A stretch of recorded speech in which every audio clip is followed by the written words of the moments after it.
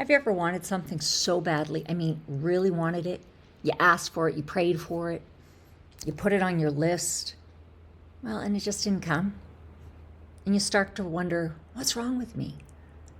Why does it work for everybody else, just not for me? You know, I spent a good portion of my life standing in front of life like it was a vending machine. I'd put in a prayer, I would meditate, I'd put in the hard work. I'm not afraid of hard work. I'd punch in a little code and I'd wait for that thing to drop, right? Doesn't work that way, does it?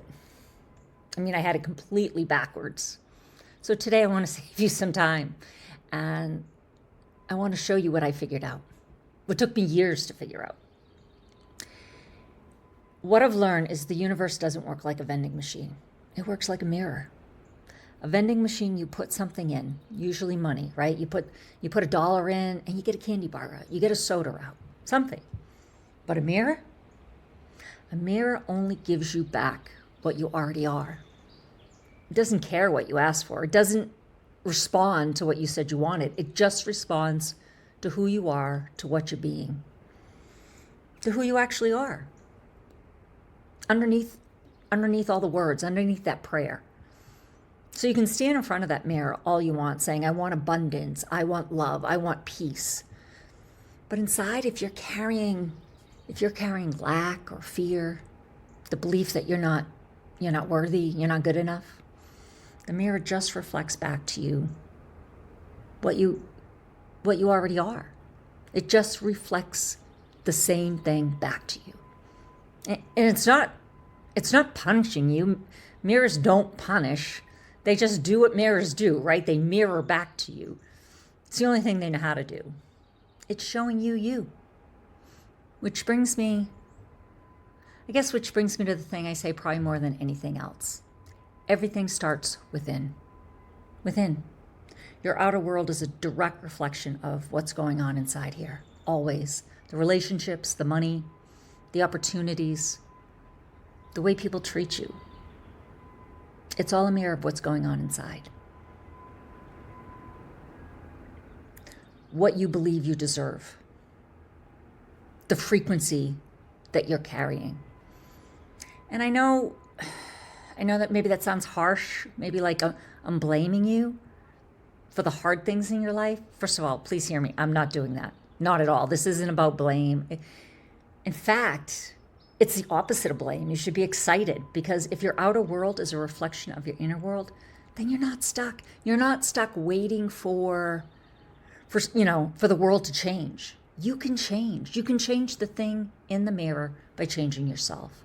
That's the power. That's the most hopeful thing I know. You're not at the mercy of everything out here. It all starts in here.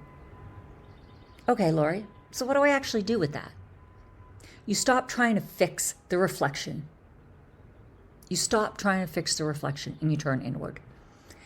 And I know that probably sounds a bit backwards from everything we've been taught, right? I mean, we're taught that the answer is always out here, always out here.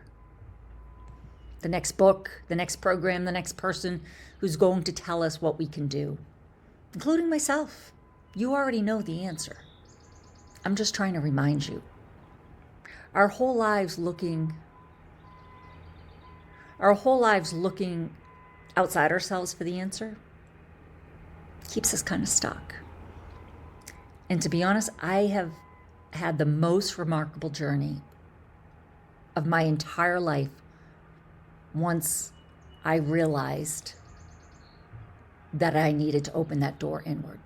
And I went inward. There's a line I repeat to myself often, and if you've been here a minute, already know what it is. And I want to give it to you. When you change the way you look at things, the things you look at will change. You can have the same husband, the same spouse, right? The same job, same bank account, same body. But when you shift what's going on in here and the whole thing in the mirror, it starts to look different. Honestly, sometimes we see so much further with our eyes closed, than we ever did or ever could with them open. So here's your today. Pick one thing in your life that's frustrating you right now. One thing in the mirror that you keep wishing you could change. And instead of asking yourself, why won't this change? Ask a better question. Maybe a bit harder, but a better question. What in me is this reflecting? What belief, what fear, what story am I carrying that's showing up out here? You don't have to fix it. Not today anyways. Just be brave enough to look in the mirror and recognize the face. It's yours, which means it's yours to change. That's the good news. If this one landed for you folks, leave it in the comments. And if you're new here, subscribe. I want you to come back over the next 4 days. We have 4 more days for the countdown until I turn 60. Remember how much you matter, folks. And please remember how much you mean to me. You mean the world to me. Always. I love you guys. And I'll talk to you tomorrow.